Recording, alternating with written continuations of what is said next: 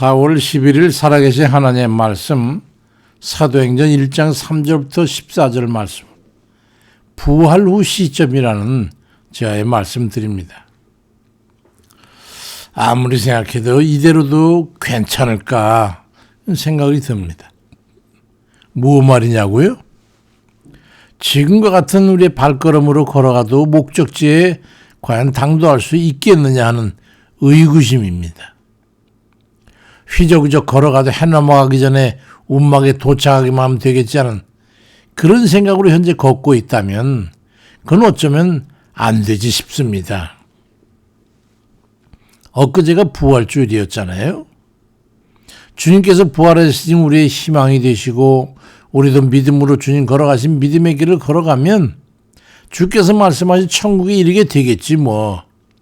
그런 막연한 생각을 하고 있으신 분들은 하루의 행사와 감사를 기리는 날이 되었겠습니다마는 그렇지 않고 뭔가 석연치 않은 미진함 때문에 고개가 갸우뚱거리게 캥기는 분들은 이게 아닌데 하는 그런 생각으로 편치 않을 수도 있을 겁니다.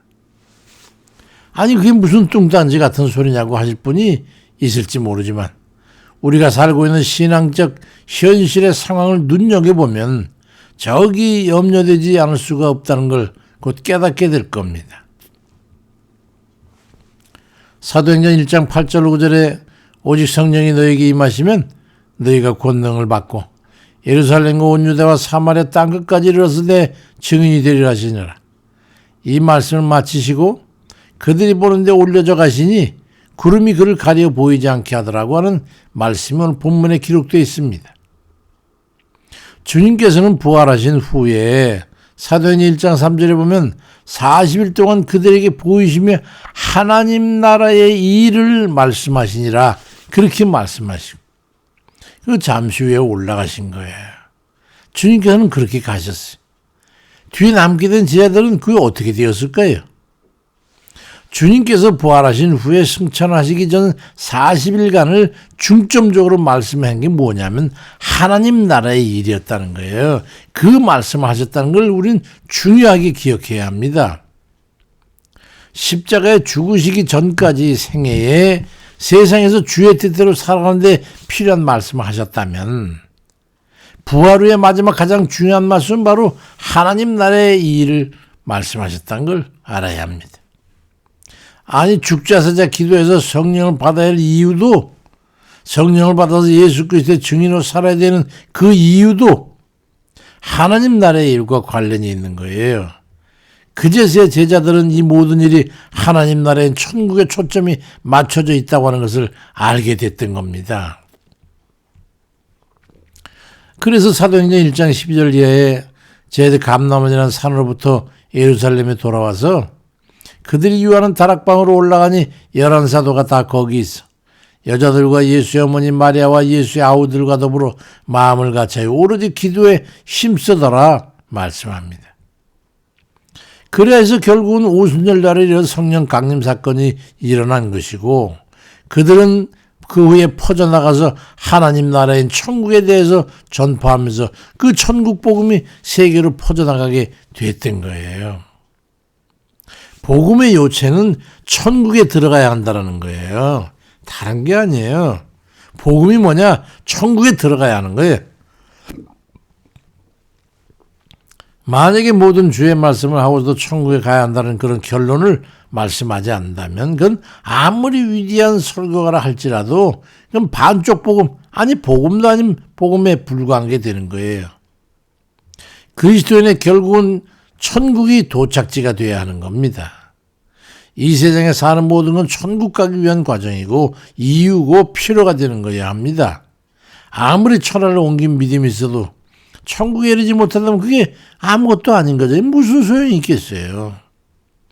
부활이 왜 중요한지 아시겠습니까?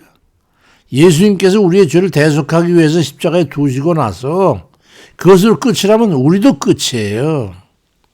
근데 부활하심으로 비로소 영생의 문이 열리면서 주님의 십자가와 연합된 이들이 부활과 연합되면서 영생 천국에 이르게 되는 게 이게 복음의 극치예요. 극치. 로마서 6장 4절 5절에 그러므로 우리가 죽으심과 합하여 세례를 받음으로 그와 함께 장사되었나니 이는 아버지의 영광으로 말미암아 그리스도를 죽은 자 가운데 살리신 것 같이 우리도 또한 새 생명 가운데서 행하게 하려 함이라. 만일 우리가 그의 죽으심과 같은 모양으로 연합한 자가 됐다면 또한 그와 부활과 같은 모양으로 연합한 자도 될 거라고 분명히 말씀하지. 이게 우리의 복음의 목적이에요.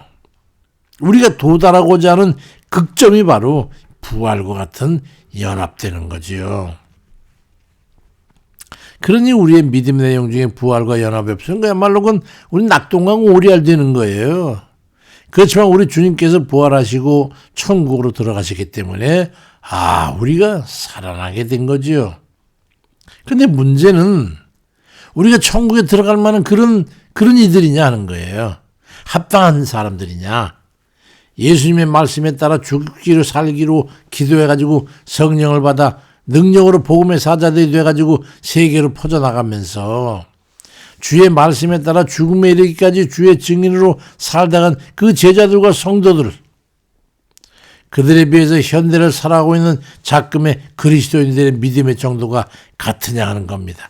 같은 동질의 것이냐, 같은 수준의 것이냐, 이거예요.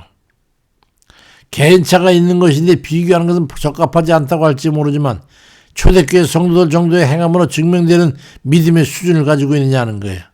그들과 같아야 된다는 그 이유는 그들이 간 천국에 우리도 가야 되기 때문에 믿음이라고 할 정도가 되느냐 하는 거예요.